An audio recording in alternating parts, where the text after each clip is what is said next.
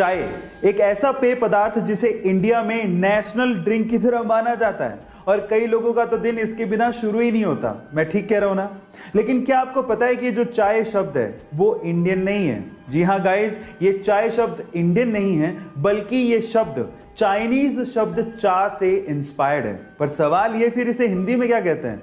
इसे हिंदी में दूध जल मिश्रित शर्करा युक्त पर्वतीय बूटी कहा जाता है। अब आप लोग कहेंगे कि इससे तो चाय ही ठीक है। जो आपकी इच्छा हो वो आप बोल सकते हैं। चलिए गाइस, एक केबीसी का सवाल पूछता हूं, आप बाल किससे धोते हैं? ओब्वियसली शैम्पू से। पर सवाल ये नहीं है, सवाल ये है कि जो शैम्पू आप लोग बालों में यूज करते हैं उसको किसने इन्वेंट किया था? कौन से देश में इसका आविष्कार हुआ था? ये सवाल है।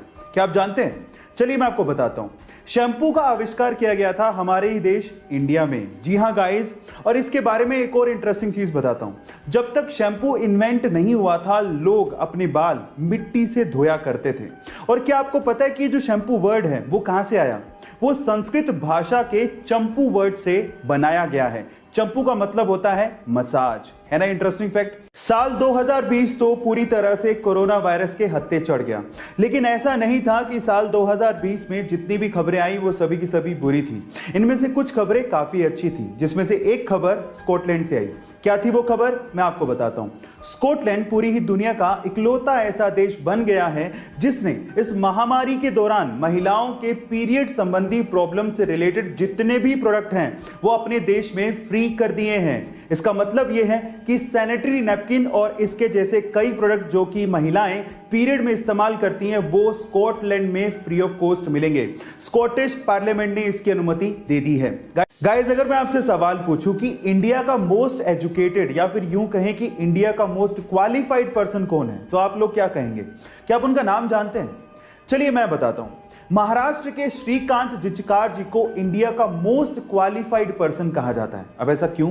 क्योंकि वो आईएएस एंड आईपीएस क्वालिफाइड थे और उसके अलावा डॉक्टर और एडवोकेट जैसी 20 डिग्रियां उन्होंने 42 यूनिवर्सिटी एग्जाम्स देके हासिल की थी। और तो और उन्हें इंडिया का यंगेस्ट एमएलए भी चुना गया था। तब वो महज 26 साल के थे।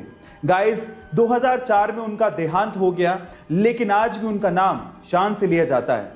गाइस, उनका नाम याद रखिएगा, श्रीकांत जिचकार। चलिए गाइस, एक करंट अफेयर का सवाल पूछता हूं, देखते हैं आप लोग कितना अपने आप को अपडेटेड रखते हैं। सवाल यह है कि अभी रिसेंटली ही नेशनल एकेडमी ऑफ साइंस ने 2021 के Michael and Sheila Held Award के लिए 2 लोगों के साथ साथ एक इंडियन को चुना है, जिसके अंदर $1 लाख का प्राइज मनी शामिल है। सवाल यह है कि उस इंडियन का नाम क्या है और उसे क्यों चुना गया है? क्या आप जानते हैं? चलिए मैं आपको बताता हूं। उस इंडियन का नाम है निखिल श्रीवास्तवा। वो एक मैथमेटिशियन है और कैलिफोर्निया यूनिवर्सिटी में मैथ्स के असिस्टेंट प्रोफेसर भी हैं। वो काफी समय से रामानुजन ग्राफ और बहुत सारी मैथमेटिकल प्रॉब्लम के ऊपर काम कर रहे थे और उनके काम की वजह से ही मैथ्स में बहुत सारी प्रॉब्लम्स का सॉल्यूशन निकाला जा सका है। इस वजह से उन्हें अवार्ड दिया जा रहा है। गाइस, है ना अमेजिंग फैक्ट? गाइस, ऐसे अमेजिंग फैक्ट्स के लिए YouTube पे हमारे चैनल को सब्सक्राइब कर लीजिए।